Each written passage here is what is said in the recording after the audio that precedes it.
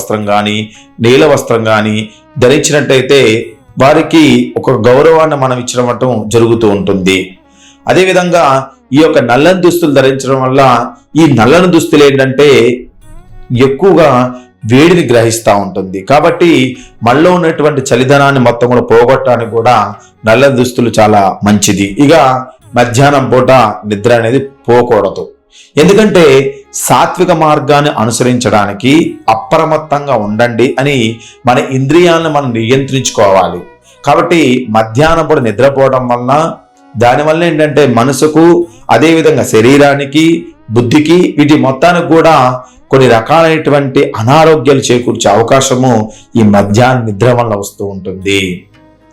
ఇక మనము తిట్టడం, అబద్ధం చెప్పడం చాలా మానుకోవాలి. ఈ మాల విషయంలో ప్రతి ఒక్కరిలోనూ దైవత్వాన్ని చూడడం ద్వారా పరస్పర చర్యల్లో స్వచ్ఛతను మనము కాపాడుకోవాలి. అందుకని మనము తిట్టడం కానీ, అబద్ధం ఆడటం కానీ అలాంటి వాక్యాలు మనం ఇక్కడ మాలలో అసలు ఎట్టి పరిస్థితులలో చేయకూడదు. ఎంత మౌనంగా ఉండి ఎంత స్వామివారి యొక్క నామస్మరణ చేస్తామో అంత యోగాన్ని మనకి ఇక్కడ కలగజేస్తూ ఉంటాడు. ఇక గౌరవప్రదమైనటువంటి ప్రసంగం, ముఖ్యంగా మనము గౌరవము, వినయాన్ని పెంపొందించుకోవడానికి ముఖ్యంగా పురుషుల్ని స్వామి అని, స్త్రీలను అమ్మ లేదా మాత అని మనము సంబోధించడం వల్ల ఈ మాల నియంత్రణ అయిపోయిన తర్వాత కూడా వాళ్ళని మనము పెద్దల్ని గౌరవంగా చూడటం వల్ల మనకి పేరు ప్రఖ్యాతులు, హోదా పెరగటానికి ఇది ముఖ్యమైనటువంటి మార్గంగా అయ్యప్ప స్వామి మాలలో చెప్పడం జరిగింది. ఇక భిక్ష, మరి ఏదైతే భిక్ష స్వీకరించడానికి ఆహారాన్ని పవిత్రంగా గుర్తిస్తాం మనం. కాబట్టి ఎక్కువ శాతం కూడా వివక్షత లేకోకుండా ఎప్పుడు కూడా మనము ఆహార నైవేద్యాన్ని మొత్తం కూడా మొదటగా స్వామివారికి నివేదన చేసి తదుపరి మనము ఆ యొక్క భిక్షను మనము స్వీకరిస్తూ ఉండాలి.